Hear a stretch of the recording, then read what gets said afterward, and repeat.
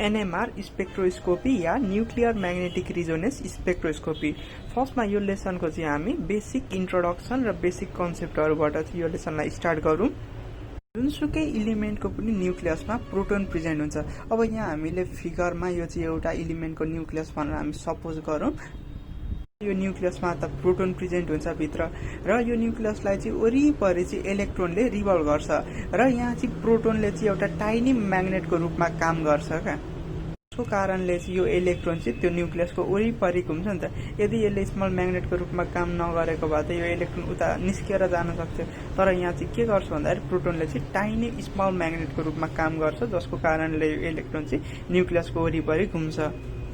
यो proton electron भने त सबै इलिमेन्टमा हुन्छ, तर कुन कुन इलिमेन्टलाई चाहिँ हामीले एनएमआर स्पेक्ट्रोस्कोपी गर्न सक्छौँ भन्दाखेरि चाहिँ यसको एउटा क्राइटेरिया छ क्या।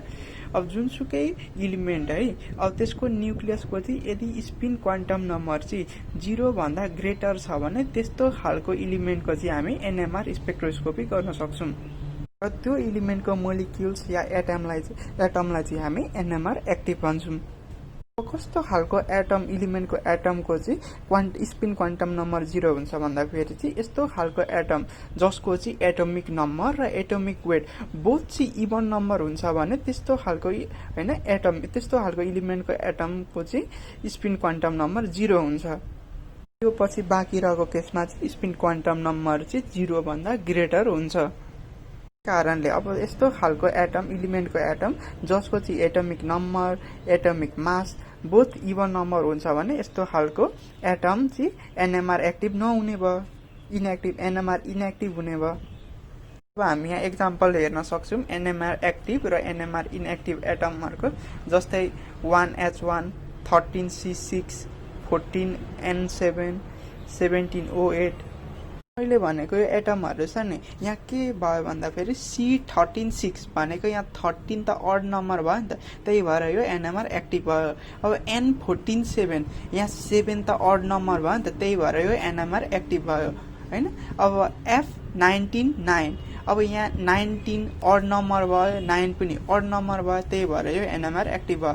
अब हामी कुरा गरौँ एनएमआर इनएक्टिभ इलिमेन्टको एक्जाम्पलको बारेमा, भनेको C126 यहाँ दुईटै इभन नम्बर भयो क्या, 12 पनि इभन नम्बर 6 पनि इभन नम्बर, त्यही भएर यो एनएमआर इनएक्टिभ भयो है, किनकि यसको स्पिन क्वान्टम नम्बर चाहिँ 0 हुन्छ क्या। जब यस्तो दुईटै इभन नम्बर हुन्छ त्यसको स्पिन क्वान्टम नम्बर 0 हुन्छ, त्यही कारणले यो चाहिँ एनएमआर इनएक्टिभ भयो। अब O168 यहाँ पनि दुईटै इभन नम्बर छ, त्यही कारणले यो एनएमआर इनएक्टिभ भयो। यो थियो अब कस्तो खालको इलिमेन्टहरुमा चाहिँ हैन इलिमेन्टको एटममा चाहिँ हामी एनएमआर स्पेक्ट्रोस्कोपी गर्न सक्छौँ भन्ने त्यसको चाहिँ बेसिक कन्सेप्ट। अब चाहिँ एनएमआर स्पेक्ट्रोस्कोपीले चाहिँ कसरी काम गर्छ त्यसको चाहिँ हामी बेसिक मेकानिजमतिर जाउँ है। सपोज गरौँ हामीले एउटा म्याग्नेट लिएको छौँ, यहाँ चाहिँ म्याग्नेट ए लेखेको छु नि, यो म्याग्नेट लिम जस यो म्याग्नेटको चाहिँ नर्थ पोल चाहिँ राइट ह्यान्ड साइडतिर फर्केको छ र साउथ पोल चाहिँ लेफ्ट ह्यान्ड साइडतिर फर्केको छ, र हामीले अर्को फेरि एउटा म्याग्नेट लिम जसको चाहिँ नर्थ पोल लेफ्ट ह्यान्ड साइडतिर फर्केको छ र साउथ पोल चाहिँ राइट ह्यान्ड साइडतिर फर्केको छ। अब यस्तो दुईटै म्याग्नेटको के भयो भन्दाखेरि पोल चाहिँ सेम भयो नि त, यानि कि सेम पोल चाहिँ एउटै साइडमा फर्केको छ नि त, यानि कि यो म्याग्नेट ए को चाहिँ नर्थ पोल राइट ह्यान्ड साइडमा भने म्याग्नेट बी को चाहिँ नर्थ पोल लेफ्ट ह्यान्ड साइडमा भनेको एउटै डिरेक्सनमा फर्केको छ। र हामीलाई के थाहा छ भन्दाखेरि चाहिँ लाइक पोल रिपल गर्छ नि त, लाइक पोलमा रिपल्सन हुन्छ। यो रिपल्सनको कारणले चाहिँ जुन म्याग्नेटको म्याग्नेटिक पावर चाहिँ कमजोर छ नि, यानि कि स्मल म्याग्नेट चाहिँ फ्लिप गर्छ क्या। सपोज गरौँ यो हाम्रो म्याग्नेट ए चाहिँ मेन म्याग्नेट हो र यो म्याग्नेट बी चाहिँ प्रोटोनले जेनेरेट गरेको स्मल म्याग्नेट हो। यो स्मल म्याग्नेट चाहिँ फ्लिप गरेर चाहिँ हाम्रो मेन म्याग्नेटको जसरी पोलले डिरेक्सन बनाएर बसेको छ त्यसरी नै बस्तिन्छ क्या। जस्तै अब नर्थ पोल राइट ह्यान्ड साइडतिर, साउथ पोल लेफ्ट ह्यान्ड साइडतिर भनेको सेम डिरेक्सनमा फ्लिप गरेर बस्छ, र यस्तो खालको पोजिसनलाई चाहिँ हामी अल्फा पोजिसन भन्छौँ। यो हाम्रो प्रोटोनले बनाएको म्याग्नेट यसरी फ्लिप गरिसकेपछि यो लोअर एनर्जी स्टेटमा आउँछ र यो स्टेबल हुन्छ, किनकि अब यहाँ रिपल्सन हुने भएन नि त, अनलाइक पोल एट्र्याक्ट हो, यहाँ रिपल्सनहरू केही नहुने भएकाले चाहिँ यो चाहिँ स्टेबल हुन्छ। यसरी मेन म्याग्नेटको कारणले फ्लिप गरिसकेपछि त्यो प्रोटोनको म्याग्नेटलाई चाहिँ हामी अल्फा पोजिसनमा गएको छ भनेर भन्छौँ। हामी अब अर्को स्टेपमा चाहिँ के गर्छौँ भन्दाखेरि यो अल्फा पोजिसनमा भएको प्रोटोनलाई चाहिँ हामी इलेक्ट्रोम्याग्नेटिक रेडिएसन प्रोभाइड गरेर चाहिँ त्यसलाई फेरि पहिलाकै जसरी फ्लिप गराइदिन्छौँ क्या। यानि कि यसको नर्थ पोललाई हामी लेफ्ट ह्यान्ड साइडमा बनाइदिन्छौँ र साउथ पोललाई चाहिँ हामी राइट ह्यान्ड साइडमा बनाइदिन्छौँ। फेरि फ्लिप भएको पोजिसन छ नि यसलाई चाहिँ हामी बिटा पोजिसन भन्छौँ। यो पोजिसनमा चाहिँ रेजोनेन्स अकर गर्छ। यो हामीले अब पठाएको इलेक्ट्रोम्याग्नेटिक रेडिएसनको कारणले यो यस्तो बिटा र यहाँ चाहिँ हामीले कति एमाउन्ट अफ एनर्जी यानि कि कति एमाउन्ट अफ इलेक्ट्रोम्याग्नेटिक रेडिएसन चाहिँ दिँदाखेरि चाहिँ त्यो प्रोटोन चाहिँ अल्फा पोजिसनबाट बिटा पोजिसनमा आयो त्यो चाहिँ हामी मेजर गर्छौँ। र यो चाहिने एमाउन्ट अफ एनर्जी जुन छ नि डेल ई यो चाहिँ कुनै पनि पार्टिकुलर यानि कि स्पेसिफिक एटम स्पेसिफिक न्युक्लियाइहरूको चाहिँ यो चाहिँ क्यारेक्टरिस्टिक प्रोपर्टी हो क्या, क्यारेक्टरिस्टिक हुन्छ क्या। जस्तै एक्जाम्पलमा हेर्नु पर्दाखेरि चाहिँ अब कुनै एउटा हाइड्रोजन जसलाई चाहिँ 3टा इलेक्ट्रोनले सराउन्ड गरेको छ नि त्यसलाई चाहिँ अल्फा पोजिसनबाट बिटा पोजिसनमा त्यसको प्रोटोनलाई चाहिँ अल्फा पोजिसनबाट बिटा पोजिसनमा लानको लागि चाहिँ हामीले 10 माइक्रोजुल एनर्जी चाहिँ इलेक्ट्रोम्याग्नेटिक रेडिएसनबाट पठाएपछि मात्र फ्लिप गर्थ्यो भने चाहिँ त्यस्तो अरू सबै हाइड्रोजन जसलाई चाहिँ अब 3टा इलेक्ट्रोनले सराउन्ड गरेको छ नि त्यस्तो सबै हाइड्रोजनलाई चाहिँ हामी त्यही 10 माइक्रोजुल एनर्जी एप्लाई गरेर हैन इलेक्ट्रोम्याग्नेटिक रेडिएसनको थ्रुबाट चाहिँ हामी बिटा पोजिसनमा ल्याउन सक्छौँ भने चाहिँ क्यारेक्टरिस्टिक भयो नि त। अब 3वटा इलेक्ट्रोनले सराउन्ड गरेका हाइड्रोजनलाई सबै हाइड्रोजनलाई चाहिँ के भयो भन्दाखेरि चाहिँ 10 माइक्रोजुल एनर्जी मात्र चाहिने हो नि त फ्लिप गरेर, त्यही भएर चाहिँ यो चाहिँ क्यारेक्टरिस्टिक प्रोपर्टी हो क्या। र यो स्टडी गरेर चाहिँ कस्तो खालको न्युक्लियाइ हो हामी चाहिँ थाहा पाउन सक्छौँ। र अब सपोज गरौँ हामीले एउटा म्याग्नेट लियौँ जसको चाहिँ नर्थ पोल माथितिर फर्केको छ र साउथ पोल चाहिँ तलतिर फर्केको छ। त्यो म्याग्नेटले प्रोड्युस गरेको म्याग्नेटिक फिल्डमा चाहिँ हामी एनएमआर एक्टिभ न्युक्लियाइ ल्याएर राखिदिन्छौँ। त्यो न्युक्लियाइको प्रोटोनले चाहिँ स्मल म्याग्नेटको रूपमा काम गर्ने भयो नि त। र सुरुमा चाहिँ सपोज गरौँ र त्यो स्मल म्याग्नेटको चाहिँ नर्थ पोल राइट ह्यान्ड साइडतिर साउथ पोल लेफ्ट ह्यान्ड साइडतिर फर्केको थियो अरे। सुरुमा हामीले त्यो म्याग्नेटको म्याग्नेटिक फिल्डमा राख्नुभन्दा अगाडि र त्यो हाम्रो म्याग्नेटको म्याग्नेटिक फिल्डमा राखिसकेपछि अब त्यो हाम्रो प्रोटोनको कारणले एक्ट गरेको स्मल म्याग्नेटको पनि नर्थ पोल चाहिँ त्यही म्याग्नेट हामीले जुन म्याग्नेट राखेको छौँ त्यही म्याग्नेटको माथितिर साउथ पोल चाहिँ तलतिर फर्कि र यो पोजिसनलाई चाहिँ हामी अल्फा पोजिसन भन्छौँ। अब हामी के गर्छौँ भन्दाखेरि चाहिँ हामी त्यो प्रोटोनको स्मल म्याग्नेट जुन छ त्यसलाई चाहिँ हामी इलेक्ट्रोम्याग्नेटिक रेडिएसन पठाइदिन्छौँ। अब यो प्रोटोनको स्मल म्याग्नेटले चाहिँ इलेक्ट्रोम्याग्नेटिक रेडिएसनबाट एनर्जी पाइसकेपछि नर्थ पोल तलतिर साउथ पोल माथितिर यानि कि हाम्रो मेन म्याग्नेटको जुन छ नि मेन म्याग्नेटको त नर्थ पोल माथितिर साउथ पोल तलतिर छ भने यसले चाहिँ अपोजिट बनाएर क्या नर्थ पोल तलतिर साउथ पोल माथितिर गएर बस्तिन्छ क्या। र यस्तो खालको पोजिसनलाई चाहिँ हामी बिटा पोजिसन भन्छौँ। र यो प्रोटोनले कज गरेको स्मल म्याग्नेट चाहिँ बिटा पोजिसनमा गइसकेपछि यहाँ रिजोनेन्स अकर हुन्छ र यही रिजोनेन्सलाई चाहिँ हामी न्युक्लियर म्याग्नेटिक रिजोनेन्स भन्छौँ। अब चाहिँ हामीले यहाँ दुईटा एक्जाम्पल हेरौँ। एक्जाम्पल फर्स्टमा चाहिँ हामीले इथेन CH3 लियौँ र यो दुईटा कार्बनमा लागेको हाइड्रोजन चाहिँ इक्वाली सिल्डेड छ क्या। नाइबर कार्बनमा भएको हाइड्रोजनको नम्बर त बराबरी छ नि त 3 र यहाँ चाहिँ N+1 रुल फलो हुन्छ यानि कि 3वटा हाइड्रोजनले सराउन्ड गरेको छ नाइबर कार्बनलाई भने यहाँ चाहिँ हाइड्रोजनलाई चाहिँ N+1 3+1 4वटा इलेक्ट्रोनले सराउन्ड गर्ने भयो क्या। अब हामीले अघिकै जसरी चाहिँ मेन म्याग्नेटको फिल्डमा चाहिँ यो इथेनको मोलिक्युल्सलाई लगेर एटमलाई लगेर राखिदिन्छौँ। यो मेन म्याग्नेटको नर्थ पोल माथितिर साउथ पोल तलतिर फर्केको छ।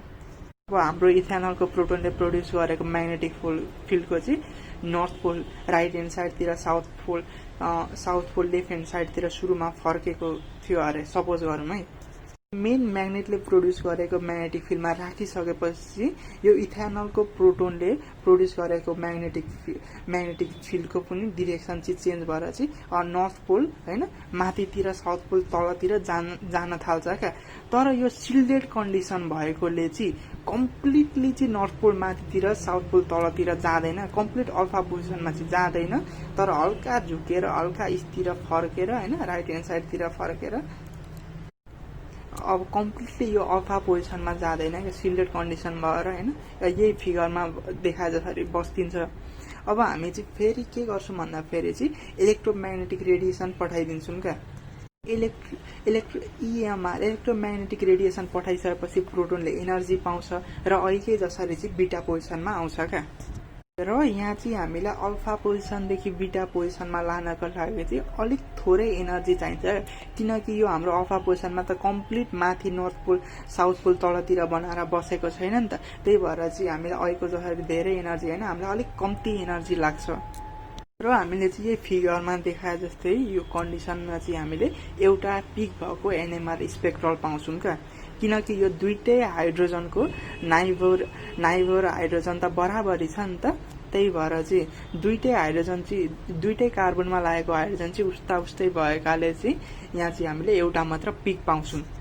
यो दुईटा कार्बनमा तीनवटा हाइड्रोजन लागेको छ नि त, त्यही भएर यो नाइभर कार्बनमा लागेको हाइड्रोजनको नम्बर दुईटैको लागि बराबरी हुने भयो र त्यही भएर यिनीहरूलाई फ्लिप गर्नको लागि पनि बराबरी एनर्जी चाहिने भएकाले चाहिँ हामीले एउटा मात्र पिक पाउँछौँ। अब अर्को इक्जाम्पल हेरौँ, CH3CH2Br यानि कि ब्रोमो इथेन। यसलाई पनि हामीले अहिले जसरी हाम्रो मेन म्याग्नेटको चाहिँ म्याग्नेटिक फिल्डमा ल्याएर राख्छौँ र मेन म्याग्नेट फिल्डमा राखिसकेपछि चाहिँ फर्स्टमा यो मेन म्याग्नेटमा राख्नुभन्दा अगाडि चाहिँ यहाँ के कन्डिसन छ त्यो बुझौँ। यहाँ चाहिँ नाइभर कार्बनमा लागेको हाइड्रोजनको नम्बर चाहिँ बेग्लै छ। एउटामा दुईवटा हाइड्रोजन छ नाइभर कार्बनमा भने अर्कोमा तीनवटा हाइड्रोजन छ र यो CH2मा चाहिँ अझ आएर चाहिँ इलेक्ट्रोनेगेटिभ ग्रुप यानि कि ब्रोमिन जोडिएको छ, जसको कारणले चाहिँ ब्रोमिनले हाइड्रोजनमा भएको इलेक्ट्रोनलाई चाहिँ अझ आफूतिर तान्ने भयो नि त। भनेपछि यो हाइड्रोजन चाहिँ लेस सिल्डेड भयो अर्को CH3मा लागेको हाइड्रोजनको कम्पेरिजनमा। भनेपछि हामीसँग चाहिँ दुई खालको हाइड्रोजन प्रेजेन्ट हुने भयो, यानि कि ए टाइप हाइड्रोजन भनेर सपोज गरौँ CH3मा लागेको हाइड्रोजनलाई भने CH2मा भएको हाइड्रोजनलाई चाहिँ हामी बी टाइप भनेर सपोज गरौँ, ए र बी भनेर। यो एटमलाई चाहिँ हामीले मेन म्याग्नेटको म्याग्नेटिक फिल्डमा ल्याएर राख्छौँ होइन, अहिले जसरी ल्याएर राख्छौँ। यो अल्फा पोजिसनमा जाँदाखेरि चाहिँ लेस सिल्डेड हाइड्रोजन यानि कि बीमा भयो, यो बी पोजिसनमा भएको हाइड्रोजनको म्याग्नेटिक फिल्ड चाहिँ कम्प्लिटली अल्फा पोजिसनमा जान्छ, कम्प्लिटली तलमाथि भएर जान्छ भने चाहिँ यो हाम्रो ए वाला हाइड्रोजनको प्रोटोनले प्रोड्युस गरेको म्याग्नेटिक फिल्ड चाहिँ कम्प्लिटली होइन पार्सियल्ली अल्फा पोजिसनमा जान्छ क्या। अघिको एक्जाम्पल 1मा जसरी जान्छ यहाँ त दुई खालको कन्डिसन भयो नि त, एउटा हाइड्रोजनको प्रोटोनले प्रोड्युस गरेको म्याग्नेटिक फिल्ड कम्प्लिटली मेन म्याग्नेटको जसरी नर्थ पोल माथि साउथ पोल तलतिर ल्याएर बस्यो भने अर्को खालको हाइड्रोजनले प्रोड्युस गरेको म्याग्नेटिक फिल्ड चाहिँ आदि पार्सियल्ली मात्र पुरै नर्थ पोलतिर माथितिर गएको साउथ पोल तलतिर आएको त छैन नि त। हाम्रो एक्जाम्पल ए जसरी बस्थ्यो एक्जाम्पल 1 जसरी नि बसेको छ क्या। यहाँ त दुई खालको कन्डिसन भयो।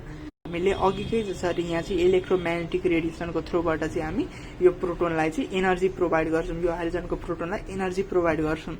र यहाँ चाहिँ अब हामीलाई कम्प्लिटली अल्फा पोजिसनमा नगएको हाइड्रोजनको प्रोटोनलाई चाहिँ बीटा पोजिसनमा ल्याउन चाहिँ कम्ती एनर्जी चाहिने भयो नि त कम्प्लिट अल्फा पोजिसनमा गएको हाइड्रोजनको प्रोटोनलाई भन्दा। त्यही भएर चाहिँ हाम्रो यहाँ पिक चाहिँ अलिक अगाडि आउँछ क्या, पिक ए त्यही होइन।